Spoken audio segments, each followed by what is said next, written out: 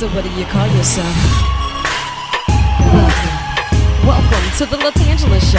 Hey. Hey, what can I do for you this fine day? This is your destiny. Hot, hot, hot. Right now. Welcome to the LaTangela Show.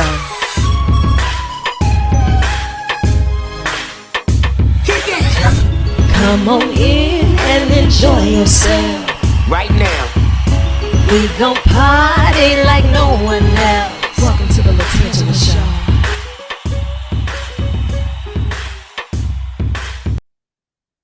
Good morning, good morning, good morning, sunshine. How are you? How's it down in NOLA? Listen, it would be better if you were to pull up right now. I got my easy bake oven, a 60-watt bulb, so you have time to get here before that first egg is done. But I promise you won't miss with 10 of these pots and pans. I got you.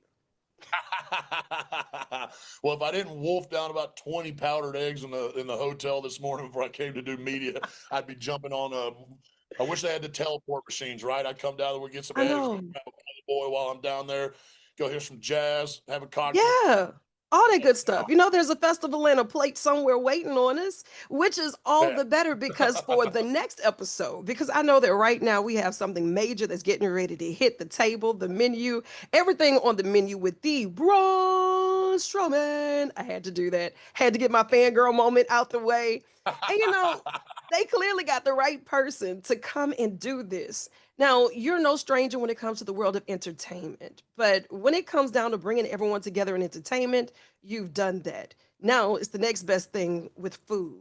How did you know that you wanted to bring this show to life?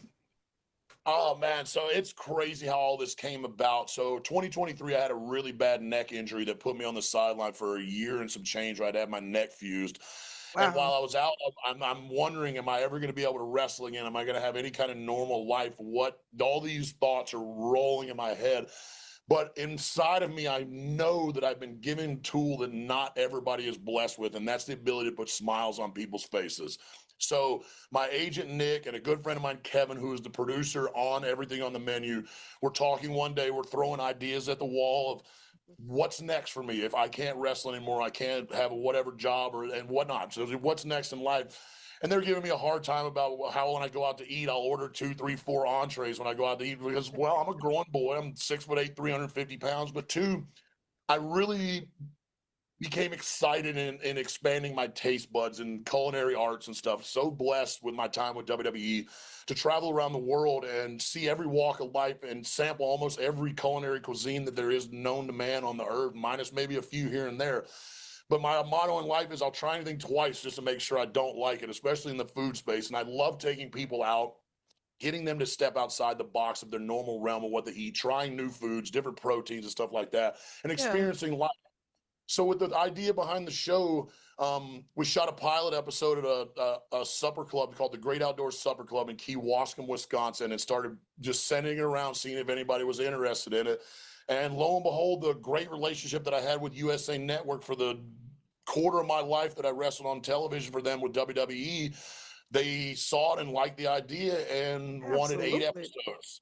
So right off the rip, season 1, 8 episodes. We went to Washington, D.C., New Orleans, Florida, of course, Tampa, Orlando, Fort Worth, New Orleans, Chicago, and Milwaukee in season 1, and ate all kinds of different foods from Southern soul food at Oohs and Ahs, good mom and pop home cooked meals at Oohs and Ahs in Washington, D.C., to the 3-star Michelin Alinea in Chicago that's been #1 restaurant in the world multiple times. Everything else in between. And the idea Braun, I feel some type of way that you made your way here to Louisiana, didn't say a word. I was hungry. I was ready. You know what I mean? We could have that's the next round, you know, and as you're traveling around and you're finding all of these different recipes or cuisines and the culture, what has been that one thing that kind of stuck out to you to say, well, let me revisit this? I know you said you tried twice, but before you thought to try it the first time. So a lot of the restaurants. What was the one that caught you off guard? Caught me off guard as far as food, as far as experiences. Oh, one of each. All right, so food-wise, some of the stuff that I ate at Alinea in Chicago, being the 3-star Michelin, I'm a poor hillbilly that grew up in Sherrills Ford, North Carolina. And for me, I had a really humbling experience. I get emotional in the episode because I'm sitting in this private dining room in the #1 restaurant multiple times in the world. And I have this realization, oh my God, 12 years ago, before I started with WWE, I was bouncing around, staying in friends' bedrooms, sleeping in my car, just trying, just the hustle and the grind. And I had this realization 12 years ago, this meal would have taken me 7 weeks paychecks to eat. And now I'm sitting in here having this Wow. dinner on my own television show, being paid to do it in a private dining room in the middle of one of the hardest restaurants in the entire world to get in. And the only reason we were there is because the owners were fans of mine from WWE. So it speaks volume for my time with WWE and what I was Wow. capable of doing and the reach that it has around the world. But sitting in there eating this and seeing the presentation and all this stuff that went into it, and just having this holy cow moment of like, how did I get here? What did I do to deserve this? And it's just, I've had so many realizations like that in my life where I just constantly have to take the step back and do the proverbial pinch of whether I'm sleeping or not. So that side of that, and then Yeah. experience wise, the most amazing experience that I had throughout my show, my series for season 1, while every interaction with everybody, all the owners, the customers, all that stuff were so special. One that really stuck out to me was meeting Miss Virginia Ali, the owner of Ben's Chili Bowl in Washington, D.C. She's 91 years old. They've had this restaurant for, I believe it's 68 Wow. or 60 years. She told me all the history and the backstory of the restaurant through the civil rights movement while they were in the middle of the riots and the whole city's burning down, how the community came together to save the restaurant. She's feeding both sides of the fronts of the protest. She's feeding the fire department. She's feeding the police department, and hearing how much of a staple and a mother in that community she is, and just an absolute angel of a human being. Like, 3 seconds after talking to her, I felt like I'd have known her my entire life. And she hugs me and gives me a kiss on the cheek. My eyes well up when I leave. She made the monster melt, telling me that she's been blessed in life with some boys, and she felt like she got into the Lord gave her another one today, and kissed me on the cheek and sent me on my way with a full belly. I tell you what, like, very special moment for me. What an unbelievable woman, and the backstory and the people that have been in there. It's something that I will hold near and dear to my heart for the rest of my life. Absolutely. And being able to sit at the table and have those conversations and tell a story behind a story and to share it over a good meal, it's edutainment. We're learning so much while you continue to entertain us and this healing journey for you. I am forever grateful that you still find the effort to sit still and have these conversations. And thank you for taking time out of your schedule to do this interview. I mean, because I already know that we're going to be posted up Friday for the debut, everything on the menu, and I'm showing up hungry. I need you to send me some workout tips though, because I can walk by, smell the food, and gain 2 pounds, and the struggle is real. I So, do the same thing, so trust me, I I get mean, it. but I have at to work 6'8", it's really, really okay, hard. like, I got a little more room to spread it out. right. Help me, help us, but Braun.